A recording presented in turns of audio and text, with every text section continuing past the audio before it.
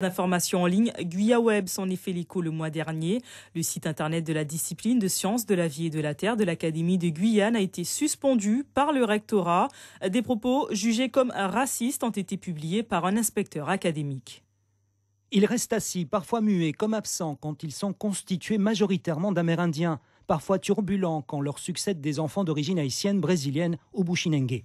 Et l'inspecteur d'ajouter s'il y a des races chez les chiens, les chats, les lapins, il y en a aussi chez l'homme.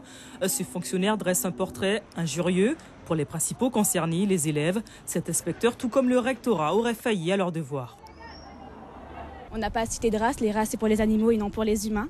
Et qu'il classifie les élèves en fonction de l'origine, je souhaite dire à cet inspecteur que s'il avait fait son travail correctement, s'il avait remarqué qu'ici en Guyane, notre richesse c'est justement notre multiplicité, notre melting pot, il aurait remarqué que les compétences de chacun des élèves sont différentes. Après des semaines de polémiques, cet après-midi, le couperet tombe. Le recteur d'académie, Philippe Lacombe, renvoie de l'académie l'inspecteur mis en cause.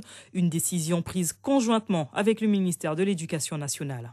Aucun propos, un commentaire ou opinion autre que des contenus, des certitudes, des savoirs scientifiques n'a été proféré sur ce site.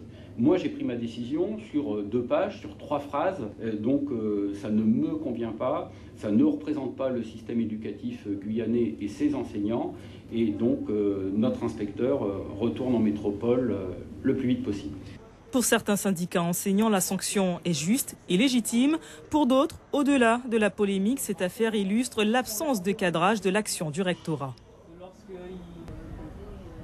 Nous dénonçons déjà un pilotage académique depuis une tour d'ivoire et sans projet académique.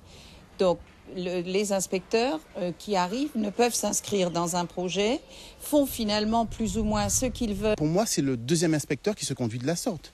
Donc on ne va pas non plus tous les caractériser de cette façon.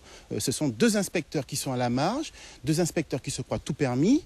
Une réunion est prévue demain entre le recteur et le syndicat SEUNSA, le premier à avoir donné l'alerte. À l'issue de cette rencontre, le rectorat invite l'ensemble des syndicats à une séance exceptionnelle.